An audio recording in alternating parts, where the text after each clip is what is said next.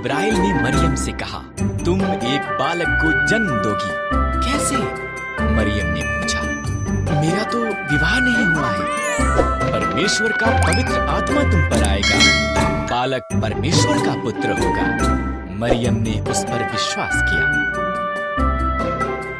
मरियम की मंगनी यूसुफ के साथ हुई थी, पर उसने उसकी कहानी पर विश्वास नहीं किया, इसलिए स्वर्गदूत उसके पास भी आया।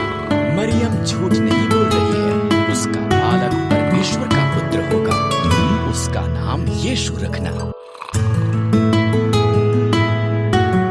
कई महीने बीत गए, तब वो बैतलहम यूसुफ के शहर में सरकार के पास नाम लिखाने के लिए यात्रा करके गए। उस लंबी यात्रा के बाद मरियम के जन्म देने का समय आ पहुंचा।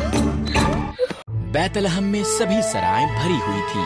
इस तरह से परमेश्वर का पुत्र एक अस्तबल में पैदा हुआ, कपड़ों में लपेटा गया और घास के बिस्तर पर रखा। उन्होंने उसका नाम यीशु रखा। उस रात को एक स्वर्गदूत बैतलहम के निकट पहाड़ियों में कुछ चरवाहों पर प्रकट हुआ।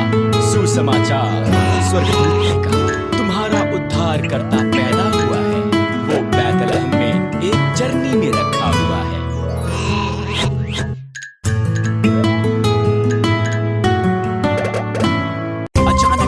स्वर्गदूत प्रकट हुए, इतने ज्यादा कि उनसे पूरा आकाश भर गया। आकाश में परमेश्वर की महिमा, उन सब ने गीत गाया। पृथ्वी पर उन मनुष्यों ने जिनसे वो प्रसन्न है शांति हो। जब स्वर्गदूत चले गए, चरवाहे जल्दी से बैतलहम के लिए निकले। उन्होंने बालक, उनके उद्धारकर्ता को एक घास के बिस्तर पर लेटा देखा। ये ऐसा ही था जैसा कि स्वर्गदूत ने उनसे कहा था। चरवाहों के यीशु को देखने के बाद वो शहर में से होकर गए। वो बहुत उत्साहित थे। उन्होंने जो हुआ था वो सबको बताया और उन्होंने परमेश्वर की उस सब के लिए जो उसने